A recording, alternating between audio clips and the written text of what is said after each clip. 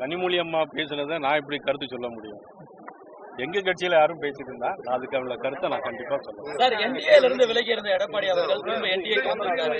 இது எப்படி அவர் அரசியல் கட்சிகள் கூட்டணி சேர்வதும் பிரிவதும் இது இன்னைக்கு நேரத்தில் நடக்கக்கூடிய விஷயம்.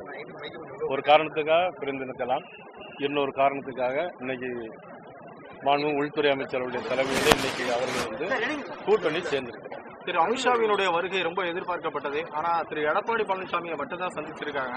வேற யாரும் திரு ஓபிஎஸ், டிடிவி இன்னும் தேர்தலுக்கு ஒரு வருஷத்துக்கு இடையில நிறைய மாற்றங்கள் இருக்கு. புயல் அடிக்கும், மழை பெய்யும், இப்ப வெயில் அடிக்கும். நல்ல பருவ சூழ்நிலை தமிழக மக்களுக்கு ஏற்பாடு உங்க தலைமையிலான மாநில செயல்பாடு எப்படி இருக்கும்? அது நானே எப்படி சொன்னேன், எப்படி நான் நடைமுறையில நீங்க தான் பார்த்து நல்லா இருக்கு நல்லா இல்லைன்னு நீங்க தான் சொல்லணும். நானே பெரிய நல்லவன் நான் சொல்ல முடியாதுல்ல.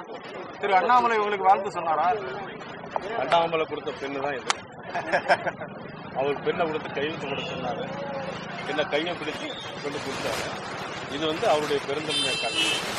அவருடைய காலத்தில் கட்சி மிகப்பெரிய வளர்ச்சி அடைந்தது, யாருக்கும் மாற்ற முடியாது, மறுக்கவும் முடியாது. இன்னும் அவரோட உதவியோடு இன்னும் மிகப்பெரிய வளர்ச்சி உதவும். அதிமுக அதாவது நான் இன்னைக்கு தான் நாமினேஷன் போட்டிருக்கேன். தலைவர்னு நாளைக்கு சாயங்காலம் 5 மணிக்கு தான் முடிவு. நான் ஒரு மாநில பொறுப்பு தான். ஆனா அவருக்கு கொடுக்க வேண்டிய அகில இந்திய தலைமை, அவர்களுக்கு என்ன பொறுப்பு கொடுப்பார்கள் அகில இந்திய தலைமை தான் முடியும்.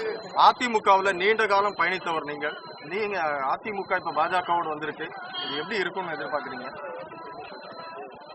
1998 முதல்வதையா புரட்சி தலைவி அம்மா அவர்கள் பாரதிய ஜனதா கட்சியோட கூட்டணி ஒரு பெரும்பான்மையை பெற்றவர்.